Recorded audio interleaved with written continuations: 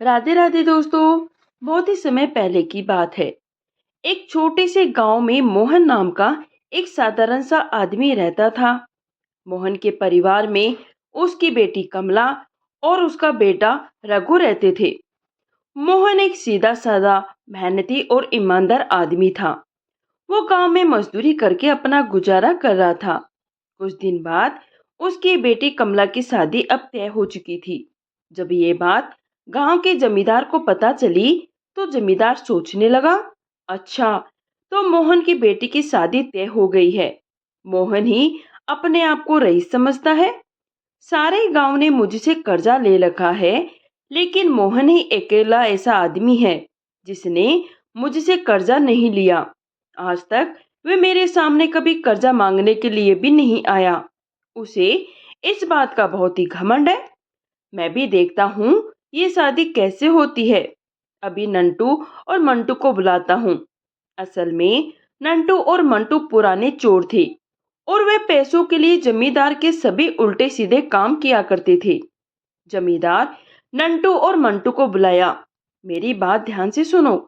पता लगाओ मोहन ने अपनी बेटी की शादी के लिए जो जेवर बनवाए हैं कहाँ पर रखे हैं, और तुम दोनों जाकर उनको हर हालत में चुरा लो।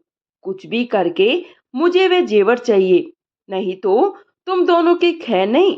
तुम दोनों बिना काम किए वापस मत लौटना। मैं मोहन को अपने पैरों पर गिड़गिड़ाते हुए देखना चाहता हूँ। वे दोनों कहने लगे, आप बिल्कुल भी चिंता मत कीजिए जमींदार जी, आज रात को ही आपका काम हो जाएगा। और फिर नंटू और मंटू दोनों रात को मोहन के घर में चोरी करने के लिए घुस गए और मौका मिलते ही उसके सारे जेवर और धन चुरा लिया और वापस जमींदार के पास पहुंचे और कहने लगे, जमींदार जी, ये लीजिए, हमने आपका काम कर दिया। यही है सारा धन और सारे जेवर। जमींदार सोचने लगा, अब देखता हूँ मोहन अपनी बेटी की शादी कैसे करता है और मेरे पास कैसे नहीं आता। अपने आप को बड़ा ही रईस समझता है। अब तो उसे मेरे पास आना ही पड़ेगा। अगली सुबह जब मोहन को पता चला कि उसके घर में चोरी हो चुकी है तो वह बहुत ही चिंता में डूब गया। भगवान की मूर्ति के सामने कहने लगा, हे मुरारी, मैंने तेरी इतनी भक्ति की और ये मेरे साथ क्या हो गया। 2 ही दिन के बाद मेरी बेटी की शादी है। अब मैं लड़के वाले को क्या मुंह दिखाऊंगा। ये कहते हुए मोहन की आंखों से आंसू आ गए। मोहन का बेटा रघु कहने लगा, पिताजी, अब जो होना था वो तो हो गया। अब आगे क्या करना है हमें ये सोचना चाहिए। शादी को तो हम तोड़ नहीं सकते, सारी तैयारियां हो चुकी है। अगर ये शादी टूट गई तो हमारी बहुत ही बदनामी हो जाएगी।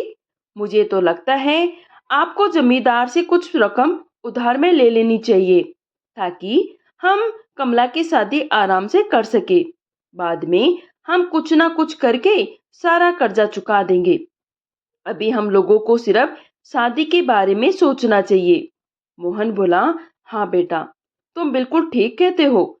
मैं अभी जमींदार साहब के पास जाकर कुछ पैसे कर्ज लेकर आता हूँ। ये कहकर मोहन जमींदार के पास जाने के लिए घर से निकल गया। जमींदार मोहन के अपने घर पे आता हुआ देखकर कहने लगा, आओ मोहन आओ, कैसे आना हुआ। सुना है तुम्हारी बेटी की शादी तय हो गई है। मोहन ने कहा, मालिक हुई तो है, लेकिन एक अनर्थ हो गया। कल रात को मेरे घर पर चोरी हो गई और जितने भी जेवर और पैसे थे वे सब चोर उठाकर ले गए। अब मुझे कुछ भी समझ में नहीं आ रहा है, मैं क्या करूं। जमींदार को तो पहले से ही सब कुछ पता था, फिर भी वह नाटक करते हुए कहने लगा, अरे मोहन, ये तो बहुत ही बुरा हुआ। खैर तुम चिंता मत करो, ये बताओ यहाँ पर कैसे आना हुआ।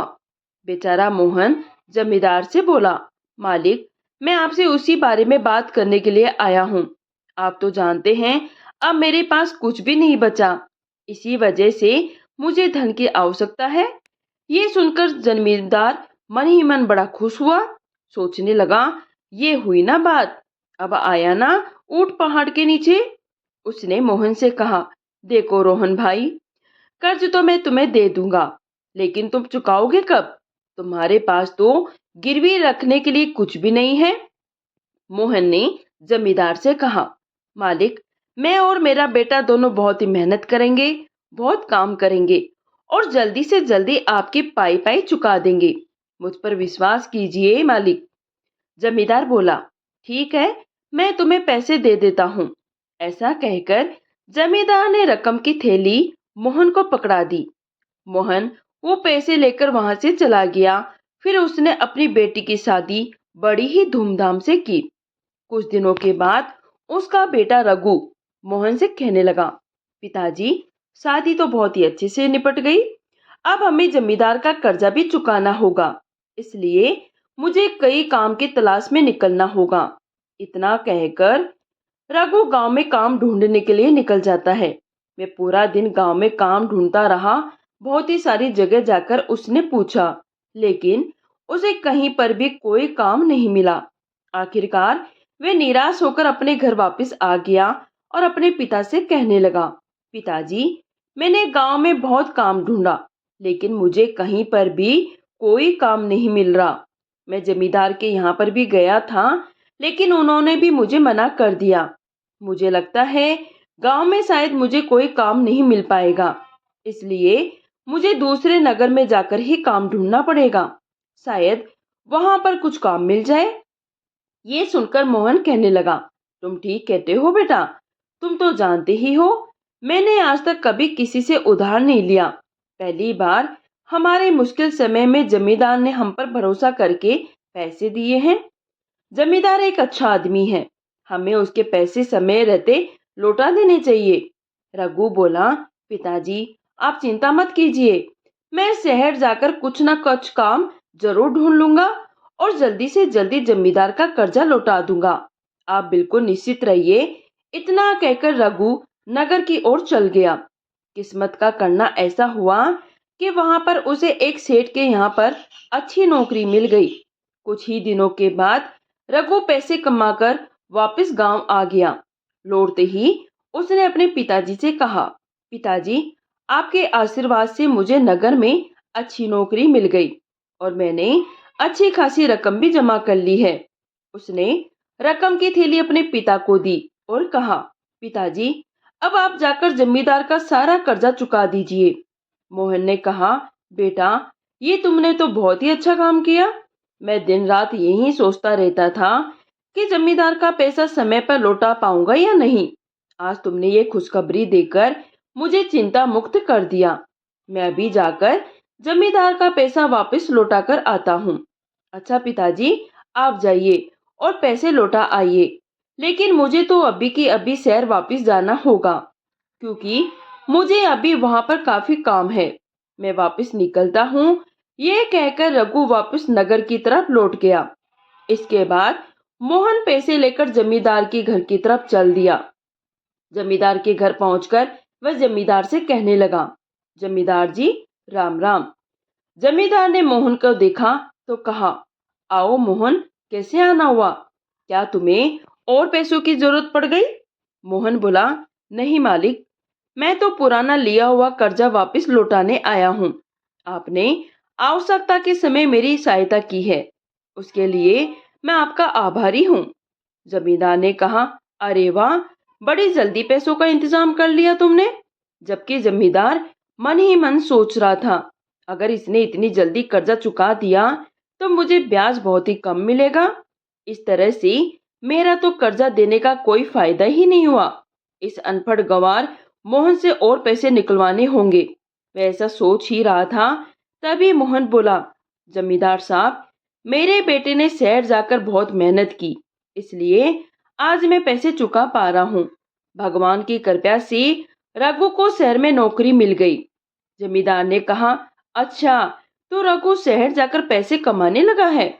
इसके बाद जमींदार ने एक कागज निकाला और मोहन को देते हुए कहने लगा, देखो मोहन, मैंने इस पर्ची के ऊपर अपने हस्ताक्षर कर दिए हैं और ये लिख दिया है कि तुम्हारा कर्जा चुक चुका है। मोहन हाथ जोड़कर जमींदार से कहने लगा, मालिक, मुझे तो पढ़ना लिखना नहीं आता। आपने बोल दिया, बस इतना ही काफी है। मुझे आप पर पूरा भरोसा है। तभी मोहन के अनपढ़ होने का फायदा उठाते हुए चालाकी से जमींदार ने उसको पानी लेने के लिए भेज दिया। और जैसे ही मोहन पानी लेने के लिए अंदर गया, जमींदार ने वे कागज छुपा कर रख दिया और मोहन को दोबारा कर्जा दिया है ऐसा लिखकर उसने मोहन को दूसरा कागज थमा दिया। मोहन वो कागज लेकर वहां से चला गया। वहां से जाते ही मोहन सोच रहा था, अच्छा हुआ कि मेरा कर्जा निपट गया। ऊपर वाले की कृपा से मेरी बेटी की शादी भी अच्छे से हो गई और बेटा भी कमाने लगा। अब मुझे और क्या चाहिए। इस तरह से मोहन अब निश्चित हो गया। ऐसे ही कुछ दिन बीते, सब कुछ ठीक चल रहा था। तभी अचानक एक दिन जमींदार के कुछ लोग मोहन के घर पे आ गए और कहने लगे, मोहन, ओ मोहन, जल्दी बाहर आओ। मोहन घर से बाहर आकर कहने लगा, बोलो भाई, क्या बात है, क्यों चिल्ला रहे हो। वे लोग बोले, मोहन, तुमने जो जमींदार जी से कर्जा लिया था वे तुमने अभी तक लौटाया नहीं। हम वही कर्जा वसूल करने के लिए आए हैं। ये सुनकर मोहन हैरान रह गया और बोला, अरे भाई, ये तुम क्या कहते हो। मैंने तो जमींदार जी का सारा पैसा सूद समेत वापस लौटा दिया। तुम्हें कुछ गलतफहमी हो गई होगी। वे लोग कहने लगे, हमें कोई गलतफहमी नहीं हुई है। ज्यादा भोले मत बनो, चुपचाप हमारे मालिक का पैसा लौटा दो। ये नौटंकी किसी और के सामने करना, वरना हमें पैसे निकलवाने के और भी तरीके आते हैं। और तुम तो अपने आप को भगवान श्री कृष्ण जी का भक्त कहते हो ना, और अभी तुम झूठ बोल रहे हो। तुम्हें शर्म तुम्हारे पास पैसा लेने के लिए भेजेंगे। तुम नाटक करना बंद करो और चुपचाप पैसे निकालो, वरना तुम्हारा अंजाम बुरा होगा। तुम्हें हम सिर्फ 2 दिन की मोहलत देते हैं। 2 दिन के अंदर अंदर कुछ भी करके जमींदार साहब का कर्जा चुका दो, वरना अंजाम क्या होगा तुम सोच भी नहीं सकते। जमींदार के आदमी मोहन को डरा धमका कर वहां से चले गए। मोहन बहुत ही परेशान हो गया। उसे कुछ भी समझ में नहीं आ रहा था। वह दौड़ा दौड़ा जमींदार के पास पहुंच गया और कहने लगा, जमींदार जी, ये सब क्या हो रहा है। आपके लोग मेरे घर पर पैसा मांगने के लिए क्यों आए थे। मैंने तो अपने हाथों से आपको सारा पैसा लौटा दिया था। ये सुनकर जमींदार कहने लगा, मोहन, ये तुम क्या कह रहे हो। पिछली बार तुम मेरे पास पैसे लौटाने नहीं, बल्कि मैंने तुम्हें और भी पैसा दिया था। अब बहुत दिन हो चुके हैं, मेरा सारा पैसा वापस लौटा दो। इसलिए मैंने अपने आदमी तुम्हारे घर पर भेजे थे, लेकिन तुम तो सीधा मुकर ही गए हो। तुम तो बहुत ही ईमानदारी की बातें करते थे ना, कहाँ गई तुम्हारी ईमानदारी। मैंने तुम्हें बिना कुछ भी गिरवी रखे पैसे दिए थे। ये मेरी ही गलती थी जो मैंने तुम्हें पैसा दिया। मोहन को ये सुनकर गुस्सा आ गया और वह कहने लगा, जमींदार, तुम इतने झूठे और मक्कार इंसान निकलोगे, ये तो मैंने कभी सोचा भी नहीं था। मैं तो तुम्हें एक बहुत ही अच्छा इंसान समझता था। अब मुझे समझ में आया कि बिना कुछ गिरवी रखे तुमने मुझे पैसा क्यों दिया था। तुमने मेरी मजबूरी का फायदा उठाया है। भगवान तुम्हें कभी माफ नहीं करेगा। याद रखना, उसके घर में देर है, अंधेर नहीं। वह इंसाफ जरूर करेगा। तुम्हारे कर्मों का फल तुम्हें जरूर मिलेगा। ये सुनकर जमींदार कड़क आवाज में बोला, ये सब भाषण किसी और के सामने देना। मुझे तो मेरा पैसा चाहिए। मैं तुम्हें सिर्फ 2 दिन की मोहलत देता हूँ। अगर तुमने इन 2 दिनों में मेरा पैसा मुझे नहीं लौटाया तो उसका अंजाम बहुत ही बुरा होगा। तुम जानते नहीं हो, मेरे आदमी मेरे एक इशारे पर तुम बाप बेटे का क्या हाल कर देंगे। अब यहाँ से निकलो, मुझे और भी काम है। निराश होकर मोहन वहां से वापस आ गया। वो काफी परेशान था। मोहन न्याय पाने के लिए गांव के कोतवाल के पास जाने का फैसला कर लेता है। मोहन अगले दिन कोतवाल के घर में पहुंचा। उन्हें जमींदार की सारी सच्चाई बताई। उसी दिन कोतवाली शुरू हुई। कोतवाल कहने लगा, मोहन ने जमींदार पर आरोप लगाया है। जमींदार ने मोहन के साथ धोखाधड़ी की है। मोहन का कहना है उसने जमींदार से अपनी बेटी की शादी के लिए कुछ रकम उधार ली थी और सूद समेत उसे वापस भी लौटा दी थी। लेकिन जमींदार का कहना है कि मोहन ने उसे पैसे नहीं लौटाए। जमींदार, तुम्हारे इस बारे में क्या कहना है। जमींदार कहने लगा, कोतवाल जी, मोहन मेरे पास आया था। उसने कहा था उसके बेटी की शादी के गहने और पैसे चोरी हो गए हैं। मोहन ने मुझसे पैसे मांगे और मैंने उसकी हालत पर तरस खाकर उसे बिना कुछ भी गिरवी रखे पैसे दे दिए। मुझे नहीं मालूम था मोहन ऐसा आदमी निकलेगा। मैंने आवश्यकता के समय उसकी सहायता की और मोहन ने मेरे साथ ही धोखा कर दिया। मोहन ने मुझे कोई पैसे नहीं लौटाए और ये सारे गांव वालों से कहता फिरता है कि उसने मुझे पैसे लौटा दिए। ये सुनकर मोहन ने कहा, नहीं साहब, ये झूठ बोल रहा है। मेरे बेटे रघु ने बहुत ही मेहनत करके पैसे कमाए थे और जमींदार को मैंने पैसे लौटा भी दिए थे। मेरे बेटे को गांव में कोई काम नहीं मिला, इस वजह से उसने शहर जाकर काम ढूंढा और जी तोड़ मेहनत की, पैसे कमाए और मैंने जमींदार का कर्जा वापस कर दिया। जमींदार झूठ बोल रहा है, मेरा विश्वास कीजिए कोटवाल साहब, मैंने खुद जाकर जमींदार को सूद समेत पैसे वापस लौटा दिए थे। मोहन की बात सुनकर कोटवाल ने कहा, मोहन, क्या तुम्हारे पास कोई सबूत है कि तुमने जमींदार के पैसे लौटा दिए हैं? मोहन बोला, जी, मेरे पास एक पर्ची है जो खुद जमींदार ने मुझे दी थी। उस पर लिखा था कि मैंने सारा कर्जा चुका दिया है। जमींदार ने उस कागज पर हस्ताक्षर भी किए थे। ये कहते हुए मोहन ने वे पर्ची कोटवाल को दी जो जमींदार ने उसे दी थी।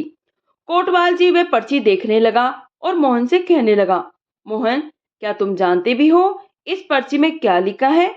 जैसा तुमने कहा है वैसा तो इस पर्ची में कुछ भी नहीं लिखा। इस पर तो लिखा है तुमने जमींदार से और भी कर्जा लिया है।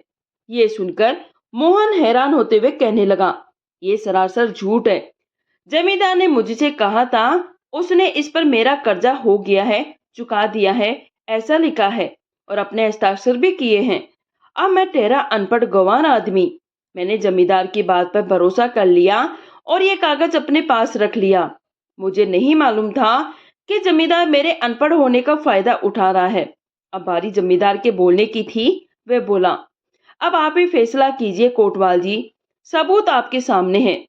मोहन सरासर झूठ बोल रहा है, इसने मुझे कोई पैसे नहीं लौटाए, बल्कि इसने मुझसे और भी पैसे उधार लिए थे। अब आप ही इंसाफ कीजिए। कोटवाल ने कुछ सोचकर कहा, सारे सबूत तो यही कहते हैं जमींदार सच बोल रहा है। फिर भी मोहन, मैं तुम्हें एक मौका देना चाहता हूँ। कल कोतवाली में तुम्हें अपने बेगुनाही का सबूत देना होगा। आज की सभा यही समाप्त होती है। मोहन बहुत ही परेशान था। वह सीधा अपने घर गया और भगवान से प्रार्थना करने लगा, हे प्रभु, मेरी सहायता कीजिए, मैं बुरी तरह से फंस गया हूँ। मैंने जमींदार को सारा कर्जा लौटा दिया था, फिर भी जमींदार मुकर गया। अब आपके सिवाय मेरा और कोई सहारा नहीं। आप तो अंतर्यामी हैं, आपको सब पता है। आपसे भला क्या छुपा है? मैंने जमींदार को पैसे लौटाए तो वहां पर कोई और मौजूद नहीं था, लेकिन आप तो मौजूद थे ना। भले ही किसी ने ना देखा हो, लेकिन आपने तो सब कुछ देखा है कि जमींदार का पैसा मैंने वापस लौटा दिया था। मेरी लाज रखो प्रभु, वरना मुझे सबके सामने अपराधी घोषित कर दिया जाएगा। आज आपको अपने भक्त की लाज रखनी ही पड़ेगी। उस जमींदार ने ऐसा षड्यंत्र रचा है कि उसके षड्यंत्र को पार करना अब मेरे बस की बात नहीं। मेरे पास आपके अलावा अब कोई सबूत नहीं। आप ही मेरे गवाह हैं और आप ही मेरे सबूत हो। अभी मोहन ये सब सोच ही रहा था, तभी उसके दरवाजे पर दस्तक हुई।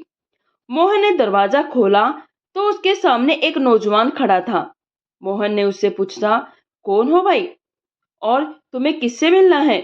वह नौजवान कहने लगा, मेरा नाम माधव है। मुझे आपके बेटे रघु ने भेजा है, जो कि शहर में नौकरी कर रहा है ना। बात यह है, मैं पास के ही गांव रतनपुर में रहता हूँ। मैं और रघु दोनों शहर में एक साथ ही नौकरी करते हैं। रघु के पास कुछ पैसे इकट्ठे हो गए थे। वह पैसे उसने मेरे पास आपके लिए भिजवाए हैं, क्योंकि मैं अपने गांव रतनपुर आ रहा था, तो उसने ये पैसे मुझे थमा दिए और आपको देने के लिए कहा। मोहन अपने बेटे के दोस्त को देखकर बहुत ही खुश हुआ। उसने उसे गले से लगा लिया, कहने लगा, आओ बेटा माधव, आओ, तुम भी मेरे बेटे जैसे ही हो। फिर उसे घर के अंदर बुला लिया। मोहन ने माधव की खूब आवभगत की, उसे खाना खिलाया। माधव ने अपने साथ लाए हुए पैसे मोहन को थमा दिए और कहने लगा, अब मुझे आज्ञा दीजिए, मुझे अपने गांव निकलना होगा। मोहन ने कहा, बेटा अब तो दिन ढल चुका है, तुम आज रात यहीं पर रुक जाओ, सुबह चले जाना। माधव इस बात पर राजी हो गया। इसके बाद वे दोनों बैठकर बातें करने लगे। बातों ही बातों में मोहन ने माधव को अपनी सारी आपबीती बता दी कि किस तरह से जमींदार ने उसके साथ धोखा किया है और जो कर्जा वह वापस कर चुका है, उसे कर्जे के लिए जमींदार उसे बदनाम कर रहा है। मोहन की सारी व्यथा सुनकर माधव कहने लगा, मोहन काका, आप बिल्कुल भी चिंता मत कीजिए, मुझे पूरा यकीन है कल सुबह तक कोई ना कोई रास्ता अवश्य निकल आएगा। ईश्वर ने चाहा तो भरी कोतवाली में आपकी बेगुनाही साबित हो जाएगी और उस जालिम जमींदार का भांडा फूट जाएगा। कल मैं भी आपके साथ पंचायत में चलूंगा। ठीक है बेटा, तो तुम भी मेरे साथ कोतवाली में चलना। मुझे ऐसा लगेगा जैसे मेरा बेटा ही मेरे साथ है। आधी रात तक बातें करने के बाद वे दोनों सो गए। अगली सुबह जब कोतवाली शुरू हुई तो सभी पंच, जमींदार, मोहन, माधव और कोतवाल सहित गांव के कई लोग वहां पर मौजूद थे। जब कोतवाली की कार्यवाही शुरू हुई तो जमींदार सोचने लगा, आज तो मजा आने वाला है। आज भरी सभा में मोहन की इज्जत की धज्जियां उड़ जाएगी और अपने आप को ये बहुत ही रईस खुदा समझता है ना, आज इसकी सारी खुददारी चूर चूर हो जाएगी। आज के बाद ये किसी को मुंह दिखाने के लायक नहीं रहेगा। जब सभी लोग वहां पर जमा हो गए तो कोतवाल ने कहा, बोलो मोहन, जमींदार के खिलाफ आज तुम क्या सबूत लेकर आए हो? मोहन आंखों में आंसू लिए इधर उधर देखने लगा।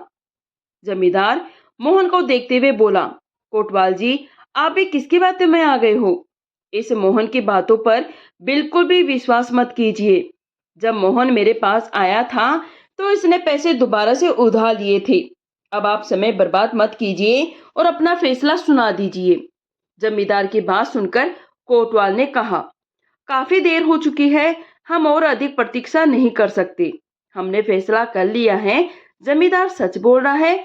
इससे आगे कोतवाल जी कुछ और कहने ही वाले थे, उतने में ही एक आवाज आई, रुकिए कोतवाल जी, मैं इस जमींदार की सारी सच्चाई को जानता हूँ। ये सुनकर सारे गांव वाले उस नौजवान की तरफ देखने लगे, जबकि जमींदार हैरान रह गया। उसकी आंखें फटी की फटी रह गई। उस नौजवान को देखकर कोतवाल ने कहा, तुम कौन हो? पहले तुम्हें इस गांव में कभी नहीं देखा। तब मोहन ने बताया, कोतवाल जी, ये माधव है, मेरे बेटे रघु का मित्र। कोतवाल कहने लगा, अच्छा नौजवान, अब ये बताओ, जब मोहन जमींदार के यहाँ पर पैसे देने गया था तो क्या हुआ था? माधव बोला, कोतवाल जी, उस दिन मोहन काका ने जमींदार के सारे पैसे सूद समेत वापस लौटा दिए थे। यहाँ तक कि जमींदार ने एक पर्ची के ऊपर अपने हस्ताक्षर किए। उस पर लिख दिया था कि मोहन, अब तुम्हारा सारा कर्जा जमा हो चुका है। लेकिन मोहन के अनपढ़ होने का फायदा उठाते हुए जमींदार ने वह पर्ची छुपा दी थी और दूसरी पर्ची पर लिख दिया, मोहन ने उससे और भी ज्यादा कर्जा लिया है। ये सुनकर जमींदार एकदम से बोला, कोतवाल जी, ये माधव झूठ कहता है, ये तो वहां पर था भी नहीं, ये कोई मनगढ़ंत कहानी सुना रहा है। ये कोई बहरूपिया है जिसे मोहन ने कहीं से झूठी गवाही देने के लिए लेकर आया है। अगर ये सच बोल रहा है तो उसी से पूछिए, इसके पास क्या सबूत है? इस बात पर कोतवाल ने कहा, हाँ भाई माधव, बोलो, हम सिर्फ तुम्हारी गवाही पर भरोसा नहीं कर सकते, तुम्हें अपनी सच्चाई का कोई सबूत तो देना ही होगा। क्या तुम्हारे पास कोई सबूत है जिससे तुम ये बात साबित कर सको? माधव कहने लगा, अगर आपको भरोसा नहीं है तो किसी को जमींदार के घर भेज दिए। घर में ढूंढने पर आपको खाते के लाल रंग की पुस्तक पड़ी हुई मिलेगी। उसके अंदर एक फटा हुआ पर्चा मिलेगा जिस पर जमींदार ने खुद लिखा था कि मोहन का सारा कर्जा चुकता हो चुका है और उस पर जमींदार ने खुद के हस्ताक्षर भी किए थे। ये सुनकर तो जमींदार के पैरों तले जमीन ही खिसक गई। वह सोचने लगा, कौन है ये आदमी और इसको सारी बातों का कैसे पता चल गया? कोतवाल अपने आदमी को जमींदार के घर भेजता है। सारे गांव वाले आश्चर्य और गुस्से से जमींदार की ओर देख रहे थे। थोड़ी ही देर के बाद कोतवाल द्वारा भेजे गए सैनिक जमींदार के घर पहुंच गए। उन्होंने पूरे घर की तलाशी ली। थोड़ी ही देर में उन्हें अलमारी में लाल रंग की पुस्तक में पर्ची मिली। साथ ही उन्हें मोहन के घर से छुड़ाए छुड़ाए हुए जेवर भी मिले। सैनिक जेवर और पर्चे लेकर वापस आ गए और वह सामान उसने कोतवाल जी को दे दिया। ये देखकर कोतवाल की आंखें भी फटी की फटी रह गई। मोहन ने देखा कि उसकी बेटी कमला की शादी के जेवर भी जमींदार के घर मिले हैं। मोहन का दिल सहम गया। कोतवाल भी सोच में पड़ गया और बोला, ये सब क्या है जमींदार? तुमने इतनी नीच हरकत कैसे कर सकते हो? हम सभी ने ये कभी सोचा भी नहीं था कि तुम इतने धनवान होने के बावजूद भी इतनी गिरी हुई हरकत करोगे। तुमको शर्म आती है या नहीं? मोहन जैसे भोले भाले आदमी पर तुमने धोखाधड़ी का इल्जाम लगाया, सारे गांव वालों और कोतवाली को गुमराह किया। तुम्हें शर्म आनी चाहिए। माधव ने कोतवाल से कहा। कोतवाल जी, मोहन ने कभी किसी के साथ कोई छल कपट नहीं किया। वह तो निस्वार्थ और स्वाभिमान से जीने वाला आदमी है। उसका स्वाभिमान ही उसके लिए सब कुछ है। मोहन को नीचा दिखाने के लिए ही जमींदार ने इतनी नीच हरकत की थी। कोतवाल ने माधव से कहा, मैं तुम्हारा सारे गांव वालों की तरफ से और कोतवाली की तरफ से आभारी हूँ। अगर तुम ना होते तो मैं गलत फैसला सुना देता। तुम्हारी वजह से ही आज सच्चाई की जीत हुई है। अब मैं सारे गांव वालों के सामने ये फैसला सुनाता हूँ। जमींदार को मुआवजे के तौर पर मोहन को चोरी की हुई रकम की दुगनी रकम देनी पड़ेगी, क्योंकि अगर मोहन के घर पर चोरी ना होती तो उसे कर्जा उठाने की आवश्यकता ही नहीं पड़ती। उसे इतनी परेशानियों का सामना ना करना पड़ता। इस तरह से आखिर में सच्चाई की जीत हुई। जब कोतवाली ने बेईमान जमींदार को उसके किए हुए गलत कामों के लिए दोषी ठहराया और मोहन को बेगुनाह साबित कर दिया, तो सभी लोग बहुत ही खुश हुए। गांव के सभी लोग एक एक करके मोहन को बधाई देने लगे। इस खुशी के माहौल में मोहन को उसके कई दोस्तों और शुभचिंतकों ने घेर लिया। उसे गले लगाकर बधाइयां देने लगे। गांव के सभी लोग जब मोहन को बधाई दे रहे थे, तब मोहन को अपने बेटे के दोस्त माधव का ख्याल आया और वह माधव को इधर उधर ढूंढने लगा, परंतु माधव उसे कहीं पर भी दिखाई नहीं दे रहा था। बहुत देर तक मोहन ने माधव की तलाश की, परंतु माधव वहां से जा चुका था। मन ही मन मोहन माधव को धन्यवाद दे रहा था। उसने बहुत सही वक्त पर आकर उसकी सहायता की है, परंतु शायद उसे अपने गांव जाने की इतनी जल्दी थी, इसलिए वह बिना मुझसे मिले ही यहाँ से निकल गया। मोहन ने मन में ये फैसला कर लिया था, जब भी उसका बेटा रघु नगर से वापस आएगा तो उसके साथ वह माधव के घर अवश्य जाएगा, ताकि उसके धन्यवाद कर सके। अब पूरे गांव में मोहन की बेगुनाही साबित हो चुकी थी, जबकि जमींदार पूरे गांव में बदनाम हो चुका था। मोहन इस बात से निश्चित था कि उसके सिर पर अब कोई कलंक नहीं रहा। इसी तरह से एक हफ्ता बीत गया। एक हफ्ते के बाद जब मोहन का बेटा रघुलाल घर आया, घर पर पहुंचा तो मोहन ने उसे गले से लगा लिया और कहने लगा, बेटा, तुमने आने में थोड़ी देर कर दी, परंतु तुम्हारे मित्र माधव ने सही समय पर आकर पूरे गांव के सामने मेरी इज्जत बचा ली। उसके बेटे ने चौंक कर कहा, माधव? कौन माधव? माधव नाम का मेरा कोई मित्र नहीं है। मोहन ने कहा, अरे वही माधव जो शहर में तुम्हारे साथ नौकरी करता है और तुम्हारे द्वारा भेजे गए पैसे देने के लिए वह पिछले हफ्ते ही हमारे घर पर आया था। नहीं पिताजी, मैं किसी माधव को नहीं जानता, ना ही इस नाम का कोई आदमी मेरे साथ शहर में काम करता है, ना ही मैंने उसे कोई पैसे देकर यहाँ पर भेजा था। ये सुनकर जैसे मोहन की आंखें आश्चर्य से फटी की फटी रह गई। वो कहने लगा, बेटा, क्या तुम माधव को नहीं जानते? इसके बाद मोहन ने सारी बात अपने बेटे को विस्तार से बताई, किस तरह से जमींदार ने उसके साथ धोखा किया और किस तरह से वे कोतवाल का सहारा लेकर उसे सजा दिलवाना चाहता था। परंतु माधव नाम का एक नौजवान अपने आप को तुम्हारा मित्र बता रहा था।